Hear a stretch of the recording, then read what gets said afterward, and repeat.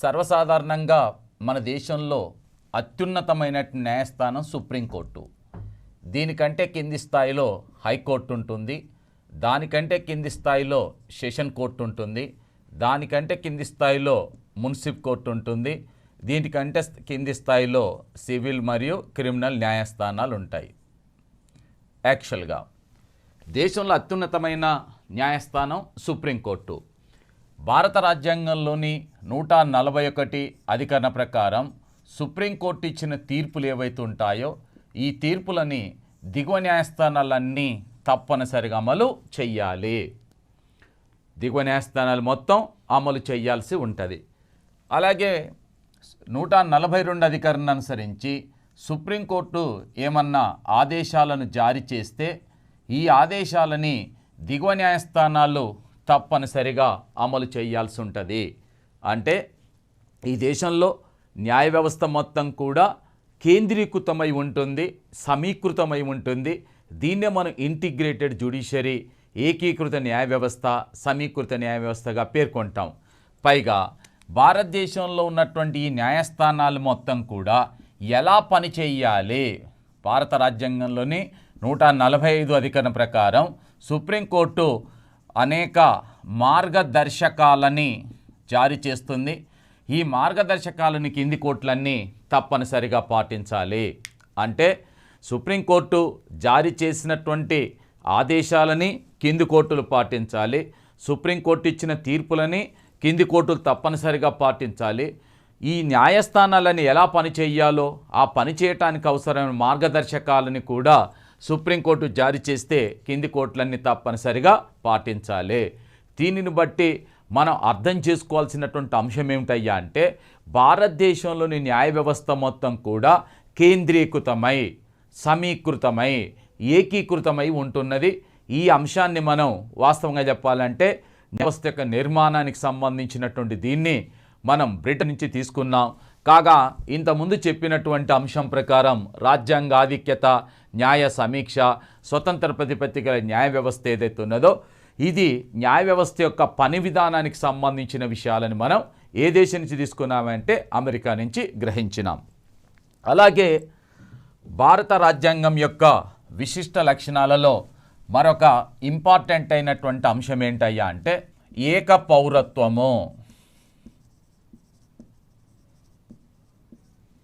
ఏక పౌరత్వము అంటే భారతదేశంలో ఏ పౌరుడైనా సరే, అంటే కాశ్మీర్ నుంచి కన్యాకుమారి వరకు కానీ, గుజరాత్ నుంచి అటు ఈశాన్య రాష్ట్రాల వరకు కానీ, భారతదేశంలో ఏ ప్రాంతంలో నివసించేటటువంటి వ్యక్తి అయినా, ఏ కేంద్రపాలిత ప్రాంతంలో నివసించే వ్యక్తి అయినా, ఏ రాష్ట్రంలో నివసించే వ్యక్తి అయినా సరే వారందరికీ ఒకటే పౌరసత్వం ఉంటుంది.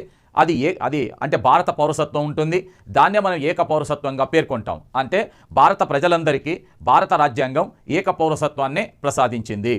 ముఖ్యంగా ఈ విషయంలో భారత రాజ్యాంగ నిర్మాతలు 2 కీలకమైనటువంటి దేశాలని పరిశీలించినారు. ఒకటి మరి అమెరికా, 2 బ్రిటన్. అమెరికాలో 2 పౌరసత్వాలు ఉంటాయి. ఒకటి దేశ పౌరసత్వం, రెండోది అతను ఏ రాష్ట్రంలో నివసిస్తున్నాడో ఆ రాష్ట్ర పౌరసత్వం ఉంటుంది. అదే బ్రిటన్లో ఒకటే పౌరసత్వం ఉంటుంది. బ్రిటన్లో ఉన్న దేశ ప్రజలందరికీ ఒకటే బ్రిటిష్ పౌరసత్వం ఉంటుంది. అమెరికాలో దేశ పౌరసత్వం, రాష్ట్ర పౌరసత్వం 2 ఉంటాయి, 2 వేరువేరుగా ఉంటాయి. మరి భారత రాజ్యాంగ నిర్మాతలు మన దేశంలో భారత పౌరులకి ఎలాంటి పౌరసత్వం కల్పించాలి అనే అంశానికి వచ్చినప్పుడు ముఖ్యంగా మరి భారత రాజ్యాంగ నిర్మాతలు మన పౌరులందరికీ ఒకటే పౌరసత్వం కల్పించినారు, అది దేశ పౌరసత్వం కల్పించినారు. ఎందుకయ్యా అంటే భారతదేశంలో ఉన్నటువంటి భిన్నత్వంలో ఏకత్వాన్ని సాధించాలన్నా, ఈ దేశ జాతీయ సమైక్యత సమగ్రతని కాపాడాలన్నా కూడా భారత ప్రజలందరికీ ఏక పౌరసత్వాన్ని ప్రసాదించడం జరిగింది. ఇదే విషయాన్ని రాజ్యాంగంలోని 2వ భాగం మొత్తం కూడా దాని గురించే పేర్కొంటున్నది. ఇకపోతే స్వతంత్ర ప్రతిపత్తి గల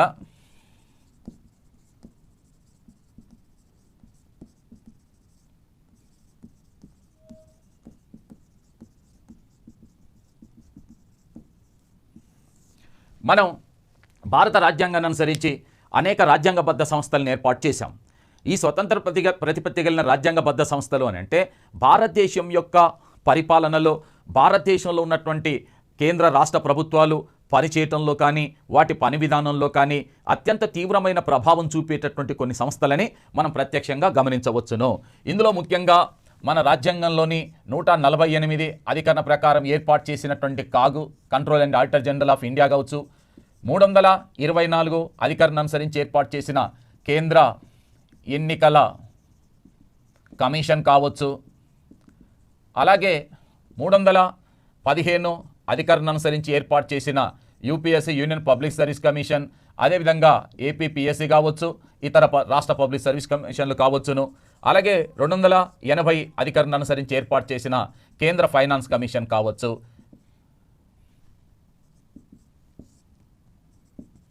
ఇవన్నీ కూడా మనం భారత రాజ్యాంగ ప్రకారం రాజ్యాంగబద్ధంగా ఏర్పాటు చేసిన స్వతంత్ర ప్రతిపత్తి కలిగిన సంస్థలుగా పేర్కొంటాం. ఇక్కడ మీరు ఒక విషయాన్ని గమనించాలి. సరే, ఇవన్నీ కూడా కీలకమైనటువంటి సంస్థలు, వీటన్నిటిపైన మనకంటూ ఒక ఖచ్చితమైన అవగాహన ఉండాలి. కాబట్టి వీటి గురించి మనం పాఠాల రూపంలో కూడా, అంటే లెసన్స్ రూపంలో కానీ, ఒక షెడ్యూల్ రూపంలో, మాడ్యూల్ రూపంలో మనం వివరించుకుంటాం. కాబట్టి అవి మళ్ళీ వస్తాయి, రావని కాదు. కానీ ఇక్కడ నేను ఒక చిన్న దానికి సంబంధించినటువంటి ఇంట్రడక్షన్ మాత్రమే వివరిస్తాను. ఎందుకంటే ఇప్పుడు ఇక్కడ రాసిన భారత రాజ్యాంగ విశిష్ట లక్షణాలు అంటే ఇవన్నీ కూడా మనం చర్చించబోయే పాఠ్యాంశాలు, మనం చర్చించబోయే సిలబస్. మరి సిలబస్ మొత్తాన్ని కూడా ఒకేసారి చెప్పం కాబట్టి కొంత ఇంట్రడక్షన్ రూపంలో పట్టినే ఏ లక్షణాలు కలిగి ఉన్నాయన్నప్పుడు మీకంటూ ఒక కొద్దిపాటి అవగాహన కోసం మాత్రమే నేను ఇక్కడ వివరిస్తున్నాను. దీన్ని విస్తారంగా విశ్లేషణాత్మకంగా, వివరణాత్మకంగా మళ్ళీ ఆ పాఠ్యాంశాల్లో కూడా మనం చర్చిస్తాం. మొదటి అంశం కంట్రోల్ అండ్ ఆడిటర్ జనరల్. మరి కేంద్ర రాష్ట్ర ప్రభుత్వాలు కొన్ని లక్షల కోట్ల రూపాయలని ప్రజల దగ్గర నుంచి పన్నుల రూపంలో వసూలు చేసి ఆ డబ్బును తిరిగి మళ్ళీ ప్రజల కోసమే ఖర్చు పెడతారు. అంటే ప్రజల దగ్గర నుంచి పన్నుల రూపంలో కేంద్ర రాష్ట్ర ప్రభుత్వాలు వసూలు చేస్తాయి, ఆ తర్వాత కాలంలో మళ్ళీ ప్రజల కోసమే ఖర్చు పెడతాయి. అంటే ఇలా ప్రభుత్వాలు లక్షల కోట్ల రూపాయలని, కేంద్ర రాష్ట్ర ప్రభుత్వాలు లక్షల కోట్ల రూపాయలని ప్రజల దగ్గర నుంచి పన్నుల రూపంలో వసూలు చేసేటప్పుడు కానీ, తిరిగి ప్రజల కోసం ఖర్చు పెట్టేటప్పుడు కానీ ఈ డబ్బులు ఎట్టి పరిస్థితుల్లో కూడా దుర్వినియోగం కాకుండా ఉండాలి, డబ్బులు దుర్వినియోగం కాకుండా ఉండాలి, అవినీతి అక్రమాలకు పాల్పడకుండా ఉండాలి అన్న ఉద్దేశంతోనే భారత రాజ్యాంగం 148 అధికరణ ద్వారా కంట్రోలర్ అండ్ ఆడిటర్ జనరల్ సంస్థను ఏర్పాటు చేశారు. మరి కంట్రోల్ అండ్ ఆడిటర్ జనరల్ సంస్థ ఏం చేస్తుంది అంటే, కేంద్ర ప్రభుత్వాలు వసూలు చేసిన ప్రతి రూపాయిని, కేంద్ర రాష్ట్ర ప్రభుత్వాలు చేసిన ప్రతి రూపాయి ఖర్చును కూడా ఈ యొక్క కాగు తనిఖీ చేస్తుంది. అంటే వీళ్ళు ఎలా ఖర్చు చేశారు, ఎక్కడైనా అవినీతి జరిగిందా లేదా అనే విషయాలను ఎప్పటికప్పుడు కాగు తనిఖీ చేస్తుంది. అంటే ప్రజల సొమ్ముకు కాపలాదారుగా కంట్రోల్ అండ్ ఆడిటర్ జనరల్ పనిచేస్తుంది. ఇకపోతే కేంద్ర ఎన్నికల కమిషన్. వాస్తవంగా మనది ప్రజాస్వామ్య దేశం. ప్రజాస్వామ్య దేశంలో ప్రజల యొక్క, అంటే మనం చెప్తుంటాం democracy is nothing but democracy is a form of government by the people, of the people, for the people అంటాం. ప్రజల చేత, ప్రజల కొరకు, ప్రజల చెంత ఉండే ప్రభుత్వమే ప్రజాస్వామ్యం అని చెప్తాం. అంటే భారతదేశంలో ఒక ప్రభుత్వం అధికారంలోకి రావాలంటే ప్రజల చేత ఎన్నుకోబడాలి. ఒక ప్రభుత్వాన్ని అధికారం నుంచి తొలగించాలంటే కూడా ప్రజలు తొలగిస్తారు. అంటే మరి ఈ సందర్భంలో దేశంలో మనం ప్రాతినిధ్య ప్రజాస్వామ్యాన్ని అనుసరిస్తున్నాం కాబట్టి ప్రజల చేత ఎన్నుకోబడిన ప్రతినిధుల పరిపాలన కొనసాగిస్తారు. కాబట్టి భారతదేశంలో నిష్పక్షపాతంగా, న్యాయబద్ధంగా ప్రతి 5 సంవత్సరాలకోసారి ఎన్నికలు నిర్వహించాలంటే దానికి ఒక స్వతంత్ర ప్రతిపత్తి కలిగినటువంటి ఎన్నికల కమిషన్ అవసరం అని భావించినటువంటి మన రాజ్యాంగ నిర్మాతలు రాజ్యాంగంలోని 15వ భాగంలో 324 అధికరణ ద్వారా ఒక స్వతంత్ర ప్రతిపత్తి కలిగినటువంటి కేంద్ర ఎన్నికల కమిషన్ని ఏర్పాటు చేయడం జరిగింది. ఇది రెండవది. ఇక మూడవది 315 అధికరణ.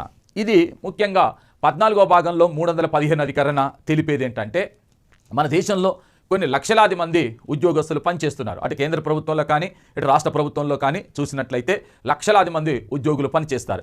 మరి ఉద్యోగులంతా కూడా పదవిలోకి రావాలంటే ఎలా రావాలి అంటే, వీళ్ళందరినీ కూడా ఎంపిక చేసేటప్పుడు మరి సమర్థులైన వారిని, మేధావులైనటువంటి వాళ్ళని, అంటే మేధావులుగా ఉన్నటువంటి వాళ్ళు, సమర్థులైనటువంటి వాళ్ళని ఎంపిక చేయాలి. కాబట్టి వాళ్ళని ఎంపిక చేయటం కోసం కేంద్ర రాష్ట్రాల్లోపట ప్రత్యేకంగా వేరువేరుగా పబ్లిక్ సర్వీస్ కమిషన్లని ఏర్పాటు చేయడం జరిగింది. అంటే భారతదేశంలో మేధో సంపత్తిని సంరక్షించాలన్న ఉద్దేశంతోనే భారత రాజ్యాంగ నిర్మాతలు కేంద్ర రాష్ట్రాల్లో ప్రత్యేకంగా వేరువేరుగా ఒక పబ్లిక్ సర్వీస్ కమిషన్ కేంద్రంలో ఉండాలి, మరొక పబ్లిక్ సర్వీస్ కమిషన్ రాష్ట్రంలో ఉండాలని చెప్పి దానికి అనుగుణంగానే మన రాజ్యాంగంలోని 14వ భాగంలో ముఖ్యంగా 315 అధికరణ ద్వారా ఏర్పాటు చేయడం జరిగింది. ఇది స్వతంత్ర ప్రతిపత్తితో పనిచేస్తుంది, ఎవరికి లోబడి పనిచేయదు. ఇక 4వది కేంద్ర ఫైనాన్స్ కమిషన్ భారతదేశం సమాఖ్య విధానాన్ని అనుసరిస్తుంది. సమాఖ్య విధానం యొక్క ముఖ్య లక్షణం ఏంటంటే కేంద్ర రాష్ట్ర ప్రభుత్వాల మధ్యన అధికారాల పంపిణీ జరుగుతుంది. కేంద్ర రాష్ట్రాల మధ్యన అధికారాల పంపిణీ చేసిన తర్వాత అధికారాల పంపిణీ అంటే ఏంటి? కేంద్రం నెరవేర్చాల్సిన బాధ్యతలు, రాష్ట్రాలు నెరవేర్చాల్సిన బాధ్యతలని వేరువేరుగా రాజ్యాంగంలోని 7వ షెడ్యూల్ ద్వారా కేంద్ర రాష్ట్రాల మధ్యన అధికారాలని విభజించిన పంపిణీ చేశాం. ఇక్కడ కేంద్ర ప్రభుత్వం తనకు కేటాయించిన బాధ్యతలని, పనులన్నింటినీ చేయాలంటే కేంద్ర ప్రభుత్వానికి డబ్బులు అవసరం. మరి రాష్ట్ర ప్రభుత్వాలు తమ పనులు చేయాలంటే రాష్ట్ర ప్రభుత్వాలకు డబ్బులు అవసరం. మరి వీళ్ళిద్దరి మధ్యన ఈ డబ్బులను పంపిణీ చేయాలంటే ఎవరు చేయాలి? దానికోసం ఏర్పాటు చేసిన కేంద్ర ఫైనాన్స్ కమిషన్ యొక్క ముఖ్యమైన ఉద్దేశం ప్రజల దగ్గర నుంచి పన్నుల రూపంలో వచ్చినటువంటి ఆదాయాన్ని కేంద్ర రాష్ట్ర ప్రభుత్వాల మధ్యన పంపిణీ చేయటమే ఈ యొక్క కేంద్ర ఫైనాన్స్ కమిషన్ యొక్క ప్రధానమైన విధి. ఇది వాస్తవానికి మనం ఆలోచించాల్సింది, గుర్తుపెట్టుకోవాల్సినటువంటి కీలకమైనటువంటి అంశాలు. ఇకపోతే ఇంకొకటి ఏంటంటే ప్రత్యేక వర్గాలకు ప్రత్యేక అవకాశాలు, ప్రత్యేక వర్గాలకు ప్రత్యేకమైన అవకాశాలు. ఇది వాస్తవంగా మనకు రాజ్యాంగంలోని మరి 16వ భాగంలో ఈ అంశాల గురించి ప్రస్తావించడం జరిగింది. 16వ భాగంలో మరి 16వ భాగంలో ప్రత్యేక వర్గాలకు కల్పించిన ప్రత్యేక అవకాశాలు అంటే ఏమున్నవి అంటే ఇక్కడ గుర్తుంచుకోవాల్సిన అంశం ఏంటంటే మన పార్లమెంటులో ఉన్నటువంటి దిగువ సభ అయినటువంటి లోక్సభ ఏదైతే ఉందో ఈ లోక్సభలో 84 స్థానాలని ఎస్సీలకు రిజర్వ్ చేయటం జరిగింది. అంటే ఆ 84 స్థానాల నుంచి ఎస్సీలు మాత్రమే పోటీ చేయాలి, ఎస్సీలు మాత్రమే ఎన్నిక కావాల్సి ఉంటుంది.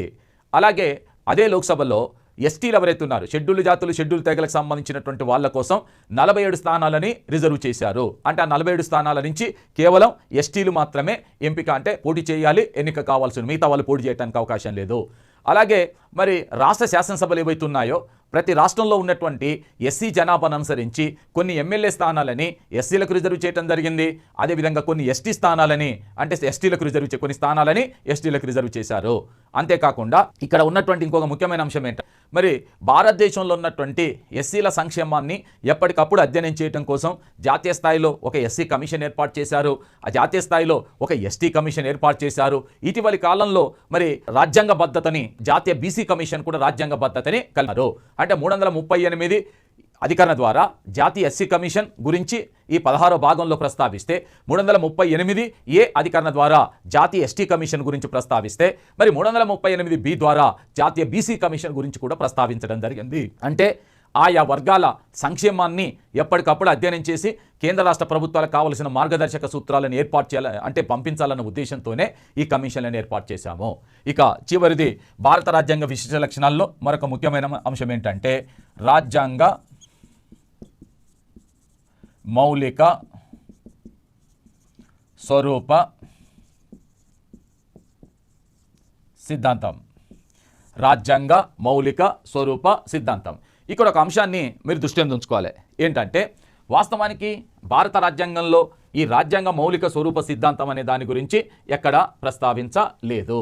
రాజ్యాంగంలో రాజ్యాంగ మౌలిక స్వరూప సిద్ధాంతం గురించి ఎక్కడా ప్రస్తావించనప్పుడు మరి మీరు విశిష్ట లక్షణాల్లో ఒక లక్షణం ఎలా రాసాము, దీన్ని ఎలా చెప్తాము అనేది ఆలోచించాల్సి ఉంటుంది. వాస్తవానికి రాజ్యాంగ మౌలిక స్వరూప సిద్ధాంతం అంటే the basic structure of the Indian constitution. భారత రాజ్యాంగం ఏ సిద్ధాంత పునాదులపైనైతే ఆధారపడి నిర్మించబడ్డదో ఆ సిద్ధాంత పునాదులనే రాజ్యాంగ మౌలిక స్వరూప సిద్ధాంతంగా పేర్కొంటాం. అసలు ఇప్పుడు వచ్చింది, ఎలా వచ్చింది అని ఆలోచిస్తే ముఖ్యంగా 1973లో Kesavananda Bharati versus Union of India, వీరిద్దరి మధ్యన జరిగినటువంటి కేసులో భారత సుప్రీంకోర్టు ఇచ్చిన తీర్పు ఏదైతే ఉందో ఈ తీర్పు ఆధారంగా రాజ్యాంగ మౌలిక స్వరూప సిద్ధాంతాన్ని గురించి పేర్కొనటం జరిగింది.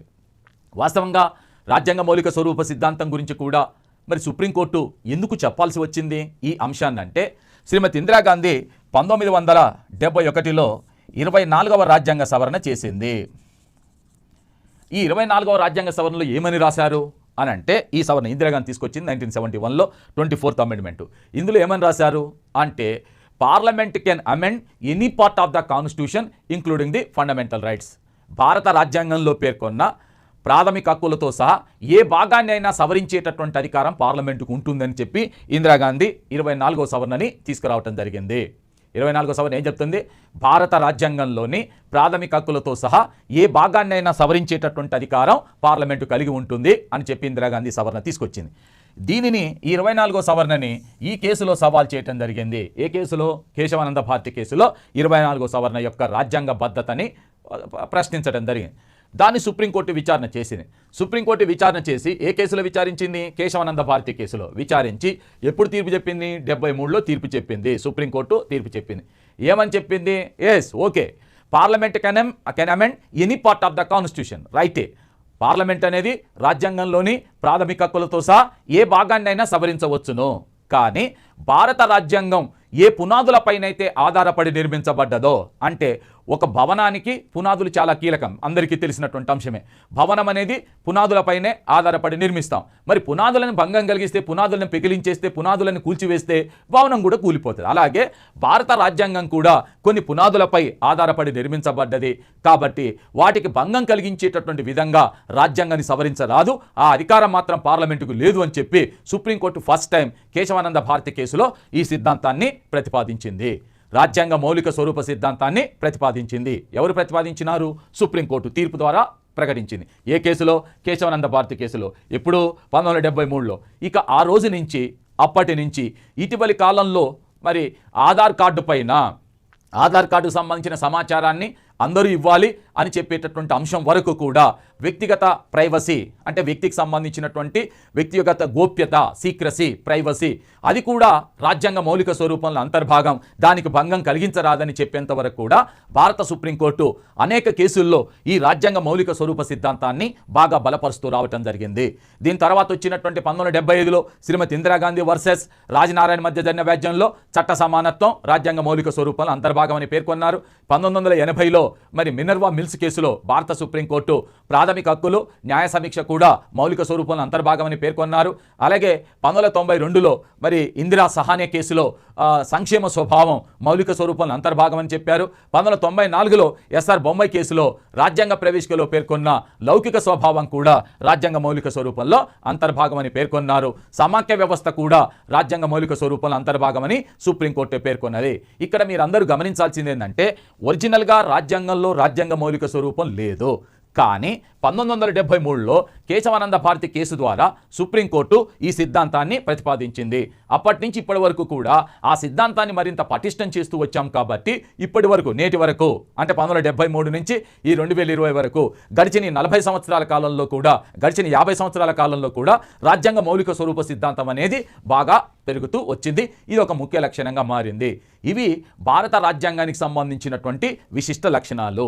అయితే ఈ విశిష్ట లక్షణాలన్నింటినీ మీరు ఒకసారి పరిశీలిస్తే, ఇది ఒక లిఖిత మరియు సుదీర్ఘ రాజ్యాంగం, దీనికి ఒక రాజ్యాంగ ప్రవేశిక ఉన్నది, లౌకిక రాజ్యాంగం, ప్రాథమిక హక్కులున్నవి, ఆదేశిక సూత్రాలున్నవి, ప్రాథమిక హక్కులున్నవి, ఏకకేంద్ర సమాఖ్య లక్షణాల కలయిక, దృఢ లక్షణాల కలయిక, పార్లమెంటరీ తరహా ప్రభుత్వం, సార్వత్రిక వయోజన ఓటు హక్కు, ఇలా అనేక లక్షణాలు ఉన్నాయి. యాక్చువల్గా ఇక్కడ మనకు భారత రాజ్యాంగానికి సంబంధించిన విశిష్ట లక్షణాల గురించి మనకు తెలుసు. కానీ ఇక్కడ ఒక విషయాన్ని గమనించాలి. ఏంటంటే, మనం ఎంత విజ్ఞానాన్ని సంపాదించినా, మనకు ఆ టాపిక్ గురించి, ఒక అంశం గురించి మనం ఎంత సబ్జెక్టు పైన మనకు ఎంత అవగాహన ఉన్నా కూడా, మనం నేర్చుకున్నటువంటి పరిజ్ఞానం మనం రాసేటటువంటి ఎగ్జామ్కు ఉపయోగపడుతుందా లేదనేటటువంటిది ఇంపార్టెంట్. నేను చెప్పటము, మీరు వినటము, అర్థం చేసుకోవటం మాత్రమే కాదు, రేపు అవసరమైనప్పుడు ఎగ్జామ్లో ఉపయోగించకపోతే నేను చెప్పటం కానీ మీరు చదవటం కానీ వేస్ట్ అవుతుంది.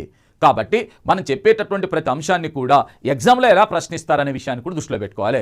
ఉదాహరణకి ఇప్పుడు రాజ్యాంగాధిక్యత ఉన్నది.